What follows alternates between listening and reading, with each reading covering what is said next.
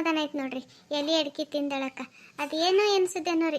ಭಾಳ ಅಂದ್ರೆ ಭಾಳ ಅಭ್ಯಾಸ ಆಗ್ಬಿಟ್ಟದ ನನಗಂತರೂ. ಊಟ ಆಗಿದ ಕೂಡಲೇ ಎಲೆ ಅಡಿಕೆ ಬೇಕಂದ್ರೆ ಬೇಕೇ ನೋಡ್ರಿ. ಇದ್ದಿಲ್ಲ ಅಂದ್ರೆ ನಡೆಯಲೇ. ಅಷ್ಟೇ ಅಲ್ರಿ ಬೀಗ್ರೆ, ನನಗೂ ಅಷ್ಟೇ. ಊಟ ಆಗಿದ ಕೂಡಲೇ ಎಲೆ ಅಡಿಕೆ ಮುಂದೆ ಕಾಣ್ಬೇಕು ನೋಡ್ರಿ ನನಗಂತರೂ. ಇದ್ದಿಲ್ಲ ಅಂದ್ರೆ ಸಮಾಧಾನೇ ಆಗಲ್ಲ ನನಗೆ. ಮತ್ತೆ ಬೀಗ್ರೆ, ಪ್ರಮೀಳಾ ಮಕ್ಕಳು ಹಳೆ ಎಲ್ಲರೂ ಆರಾಮರ ರೀ? ನೋಡ್ರಿ ಎಲ್ಲರೂ ಆರಾಮರ. ಕರ್ಕೊಂಡು ಹೊಂಟಿದೀಗ ಅವ್ರಿಗೂ. ಅದು ನಮ್ಮ ಹಳೆಯಿಂದ ಆಫೀಸ್ನಾಗ ಏನೋ ಫಂಕ್ಷನ್ ಅದ ಅಂಥೇಳಿ ಅವರೆಲ್ಲರೂ ಆ ಕಡೆ ತಯಾರಾಗ್ಯಾರ. ಹಾಗಾಗಿ ಬಿಟ್ಟು ಬಂದೀನಿ ನೋಡ್ರಿ. ಅತ್ತಿ, ಹಾಂ ಪೂಜಾ, ಇದು ನಿಮ್ಮ ಮಾವು ನೋಡ್ದೇನವ? ಊಟ ಮಾಡಿದ ಕೂಡಲೇ ಎಲ್ಲಿ ಹೋಗ್ಯಾರೇನೋ? ಮುರಿ ಅತ್ತಿ, ಅಲ್ಲಿ ಮ್ಯಾಲ ಮಾತಾಡ್ಕೊತ ಕುಂತಾರ್ರಿ ಮಾವರು ಮತ್ತು ಅಪ್ಪ ಇಬ್ಬರು. ಹೌದೇನು? ಅದೇ ಅಲ್ಲಾಗತ್ತೀನಿ.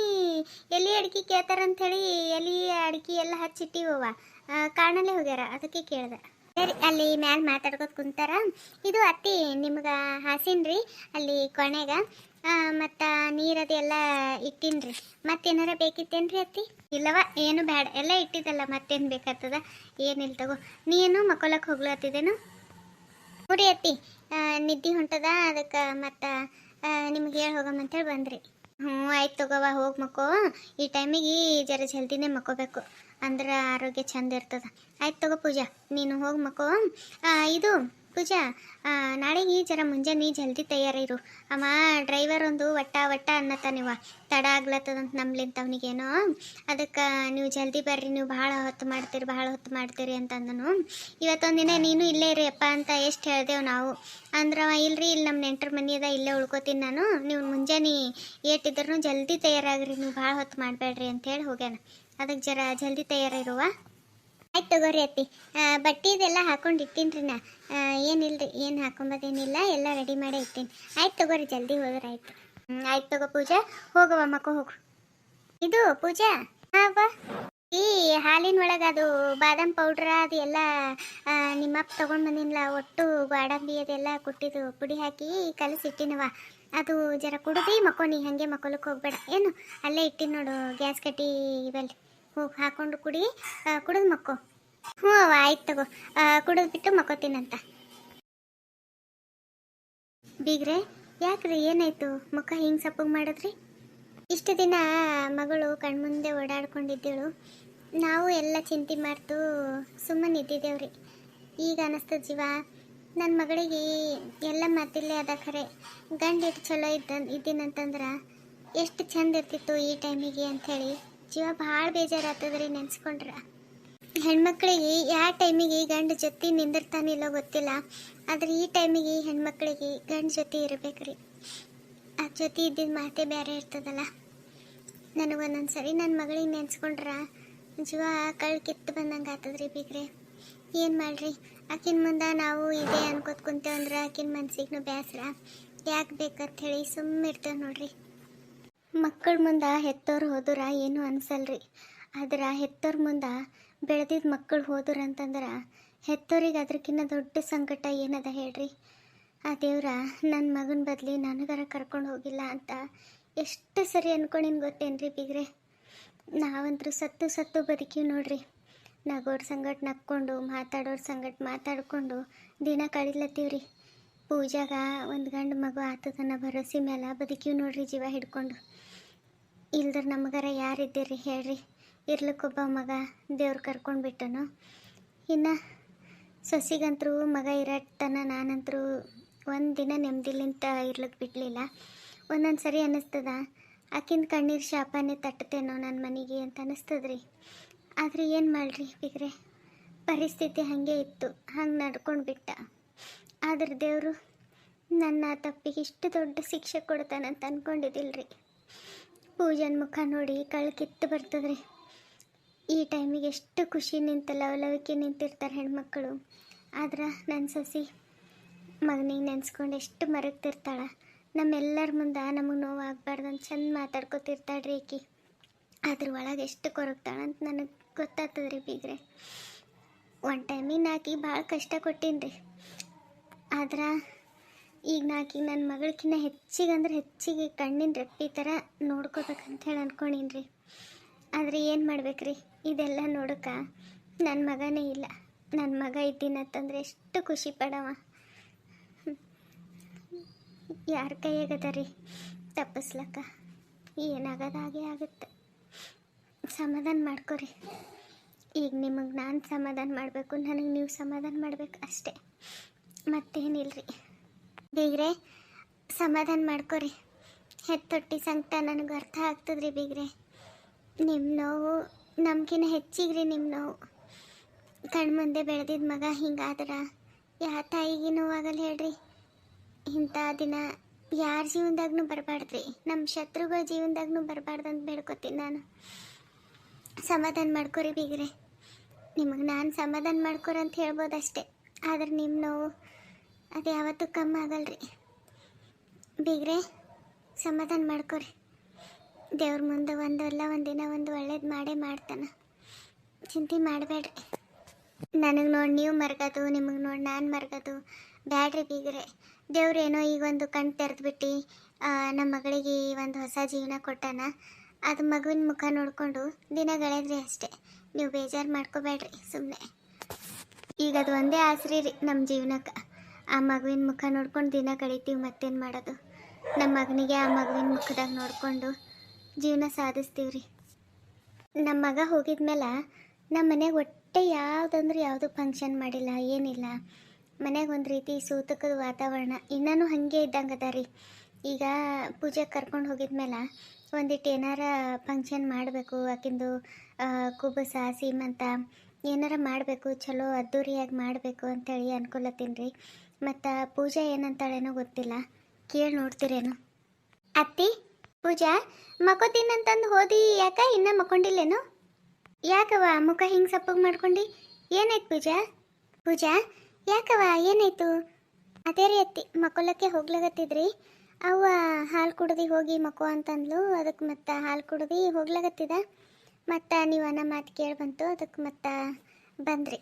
ಅತ್ತಿ ಯಾವ ದಿನ ದೇವರು ನನ್ನ ಗಂಡಕ್ಕೆ ನನ್ನಿಂದ ದೂರ ಮಾಡಿದನೋ ಆವತ್ತೇ ನನ್ನ ಆಸೆ ಆಕಾಂಕ್ಷೆ ಎಲ್ಲನೂ ಸುಟ್ಟೋಗ್ಬಿಟ್ಟತಿ. ಇನ್ನು ನನ್ನ ಜೀವನದಾಗ ಯಾವ ಆಸೆ ಆಕಾಂಕ್ಷೆ ಯಾವ ಖುಷಿ ಇದ್ಯಾವುದೂ ಇಲ್ಲ ಅತ್ತಿ. ನನಗೆ ಯಾವ ಸಂತೋಷನೂ ಇಲ್ಲ ನೋಡತ್ತಿ. ನನಗಿದು ಯಾವುದು ಮಾಡೋಕ್ಕೆ ಹೋಗ್ಬೇಡ್ರಿ. ಈ ಆಡಂಬರ ಜೀವನನೇ ಬ್ಯಾಡ ನನಗೆ. ಯಾವ ಖುಷಿಗಿದೆಲ್ಲ ಮಾಡ್ಕೊಲಿ ಅತ್ತಿ ನಾನು. ಬ್ಯಾಡ ಅಂದ್ರೆ ಬ್ಯಾಡ ಅತ್ತಿ, ನನಗಿದು ಯಾವುದು ಬ್ಯಾಡ. ಜೀವನನೇ ಸಾಕಾಗ್ಬಿಟ್ಟದ. ಈ ಹುಟ್ಟ ಮಗು ಸಲಿನ ಬದುಕಿನಷ್ಟೇ ಅತ್ತಿ. ನಾ ಬದುಕಿರೋದ್ರಾಗ ಅರ್ಥನೇ ಇಲ್ಲ. ನನ್ನ ಬದುಕಿಗೂ ಯಾವ ಅರ್ಥನೂ ಇಲ್ಲ. ದಿನ ಬೆಳಗ್ಗೆ ಹೆಂಗೆ ಆಗ್ತದೋ, ರಾತ್ರಿ ಹೆಂಗೆ ಆಗ್ತದೋ, ದಿನಗಳು ಹೆಂಗೆ ಹೋಗ್ಲತ್ತವೋ ಇದು ಯಾವುದು ನನಗೆ ತಿಳಿಯಲ್ಲತ್ತಿ. ಸುಮ್ಮ ಬದುಕಿನಷ್ಟೇ, ಎಲ್ಲರ ಕಣ್ಣಿಗೆ ಕಾಣಂಗೆ ನಾನು ಒಬ್ಬಾಕಿ ಬದುಕಿನಿ. ಆದ್ರೆ ದಿನಾಲು ಒಳಗೊಳಗೆ ಎಷ್ಟು ಸತ್ತು ಬದುಕಿನಿ ಅಂತೇಳಿ ನನಗೆ ಗೊತ್ತತ್ತಿ. ಆ ದೇವ್ರು ನನ್ನ ಜೀವನದಾಗ ಇಂಥ ದೊಡ್ಡ ಘಾತ ಮಾಡಬಾರ್ದಿತ್ತು. ಅದು ಯಾವ ತಪ್ಪಿಗೆ ಆ ದೇವ್ರು ನನಗೆ ಈ ಶಿಕ್ಷೆ ಕೊಟ್ಟನೋ ಗೊತ್ತಿಲ್ಲ. ನನಗೆ ಯಾಕೆ ಆ ದೇವರು ಹಿಂಗೆ ಮಾಡ್ದನಂತೇಳಿ ಗೊತ್ತಿಲ್ಲ ಅತ್ತಿ. ಯಾವ ತಪ್ಪಿಗೆ ಹಿಂಗೆ ಮಾಡ್ದನಂತ ಗೊತ್ತಿಲ್ಲ. ಬುದ್ಧಿ ಬಂದಾಗಿಂದ ಯಾವತ್ತೂ ಯಾರ ಮನಸ್ಸಿಗೂ ನೋವು ಮಾಡಿಲ್ಲ ನಾನು. ನನ್ನ ಗಂಡನೂ ಅಷ್ಟೇ, ಒಂದು ಇರುವಿಗೆ ಸಮೇತ ಹೊಡೆದಿಲ್ಲ. ಅಷ್ಟು ಒಳ್ಳೆ ಮನುಷ್ಯಾಗ ಆ ದೇವರು ಹಿಂಗೆ ಮಾಡಬಾರ್ದಿತ್ತು ಅತ್ತಿ, ಮಾಡಬಾರ್ದಿತ್ತು. ಅತ್ತಿ ನಿಮ್ಮ ಮನ್ಸಿಗೆ ನೋವು ಮಾಡ್ಬೇಕಂತ ಹೇಳಿ ನಾ ಈ ಮಾತುಗಳು ಹೇಳಾಗತ್ತಿಲ್ಲ. ನೀವು ಅದೇ ಫಂಕ್ಷನ್ ಮಾಡ್ತೀನಂದ್ರಲ್ಲ, ಅದಕ್ಕೆ ಎಷ್ಟು ಫಂಕ್ಷನ್ ಮಾಡಿದ್ರು ನನ್ನ ಜೀವಕ್ಕೆ ಸಮಾಧಾನ ಇಲ್ಲ ಅತ್ತಿ. ಅದಕ್ಕೆ ಬ್ಯಾಡ ಅಂದ್ರೆ ಬ್ಯಾಡ ಅತ್ತಿ. ನನಗೇನು ನನ್ನ ಮಗು ಆರೋಗ್ಯವಾಗಿ ಚಂದ ಹುಟ್ಟೋರು ಅಷ್ಟೇ ಸಾಕು. ನನಗಿದು ಯಾವ ಸಮಾರಂಭನೂ ಬ್ಯಾಡತ್ತಿ. ಈ ಆಡಂಬರ ಜೀವನನೇ ಬ್ಯಾಡ ನನಗೆ. ಮಗು ಮುಖ ನೋಡ್ಕೊಂಡು ಬದುಕ್ತೀನಿ. ಈ ಮಗು ಮುಖ ನೋಡಿಕೊಂಡು ನನ್ನ ಜೀವನ ಕಳಿತೀನಿ. ಈ ನನ್ನ ಬದುಕಿಗೆ ನನ್ನ ಮಗುನೇ ಆಸರೆ. ಅದರದ್ದು ಏಳಿಗೆ ಸಲಿಂದೇ ನಾನು ಜೀವ ಹಿಡ್ಕೊಂಡಿದ್ದೀನಿ ಅಷ್ಟೇ.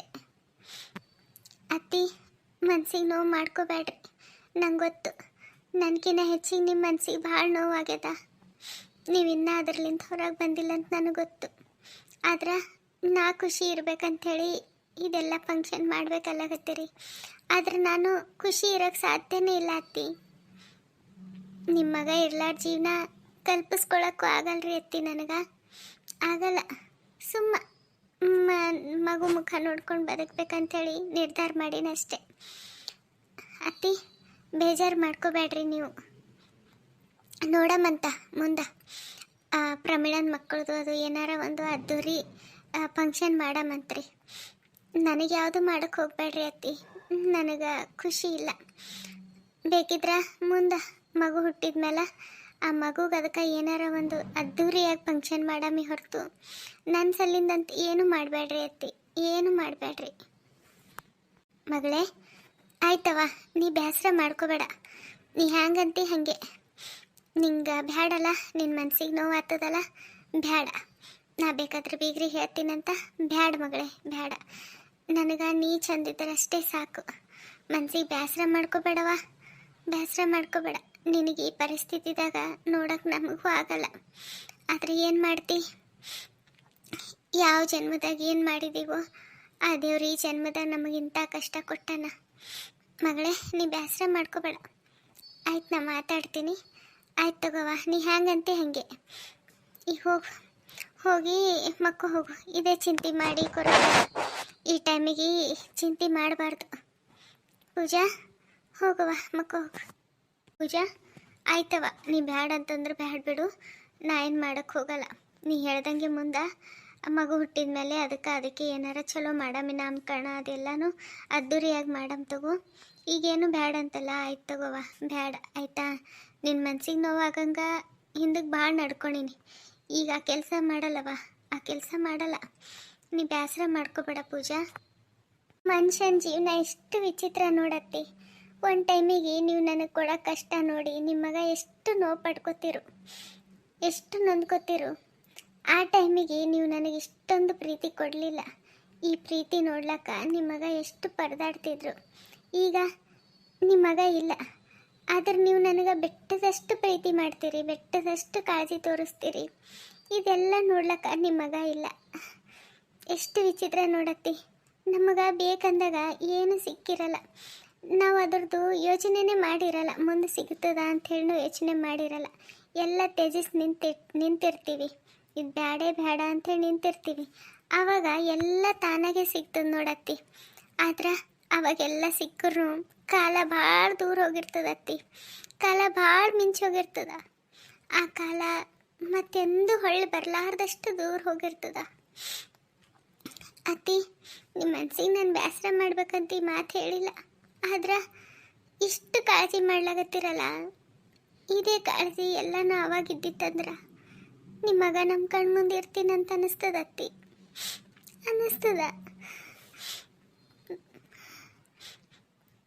ಅತ್ತಿ ಬೇಜಾರು ಮಾಡ್ಕೋಬೇಡ್ರಿ. ಮನ್ಸಿಗೆ ಭಾಳ ತ್ರಾಸ ಐತಿ ಇವತ್ತು, ಅದಕ್ಕೆ ಹೇಳಕತ್ತೀನಿ. ನಂಗೆ ಗೊತ್ತು ನಿಮಗೂ ಭಾಳ ನೋವಾಗ್ಯದ ಅತ್ತಿ, ಭಾಳ ನೋವಾಗ್ಯದ. ಅತ್ತಿ ಇದು ಬೇಜಾರು ಮಾಡ್ಕೋಬೇಡ್ರಿ.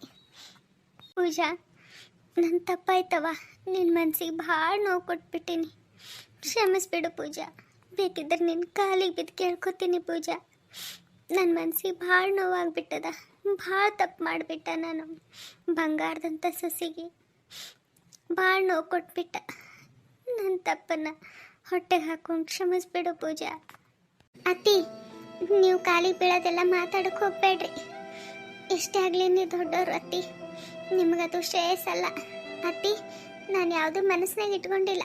ನಿಮ್ಮ ಮನಸ್ಸಿಗೆ ನೋವು ಮಾಡ್ಬೇಕಂತ ಈ ಮಾತು ಹೇಳಿಲ್ಲ, ಬಾಯಿಗೆ ಬಂದುಬಿಟ್ಟು ಹೇಳಿದೆ. ಅತ್ತಿ ನಂಗೆ ನಿಮ್ಮ ಮ್ಯಾಲೆ ಯಾವುದೂ ಸಿಟ್ಟಿಲ್ಲ. ನಿಮ್ಮ ಮಗ ಇಲ್ಲಲ್ಲ, ಅದು ನೆನೆಸ್ಕೊಂಡು ಕಣ್ಣೀರು ಹಾಕ್ಲತ್ತೀನಿ ಅಷ್ಟೇ. ನಂಗೆ ನಿಮ್ಮ ಮ್ಯಾಲೆ ಯಾವುದೂ ಸಿಟ್ಟಿಲ್ಲ ಅತ್ತಿ. ಈ ಕತೆ ನೋಡಿಬಿಟ್ಟು ನೀವೆಲ್ಲರೂ ಹಾಗೆ ಹೋಗ್ಲಕ್ಕೆ ಹೋಗಬೇಡ್ರಿ. ದಯವಿಟ್ಟು ಒಂದು ಲೈಕ್ ಕೊಡ್ರಿ, ಆದಷ್ಟು ಸಬ್ಸ್ಕ್ರೈಬ್ ಮಾಡ್ಕೊಂಡು ನೋಡ್ರಿ. ನೋಟಿಫಿಕೇಷನ್ ಬಟನ್ ಆನ್ ಮಾಡ್ಕೊಳ್ಳೋದು ಮರಿಬೇಡ್ರಿ. ನಿಮ್ಮ ಫ್ರೆಂಡ್ಸ್ ವಾಟ್ಸಪ್ ಗ್ರೂಪಿಗೆ ಶೇರ್ ಮಾಡಿರಿ. ಕತೆ ಬಗ್ಗೆ ನಿಮ್ಮ ಅನಿಸಿಕೆ ಅಭಿಪ್ರಾಯ ಕಮೆಂಟ್ ಮಾಡೋದು ಮರಿಬೇಡ್ರಿ. ಕತೆ ನೋಡಿರೋ ನಿಮ್ಮೆಲ್ಲರಿಗೂ ಧನ್ಯವಾದಗಳು ರೀ. Thank you for watching.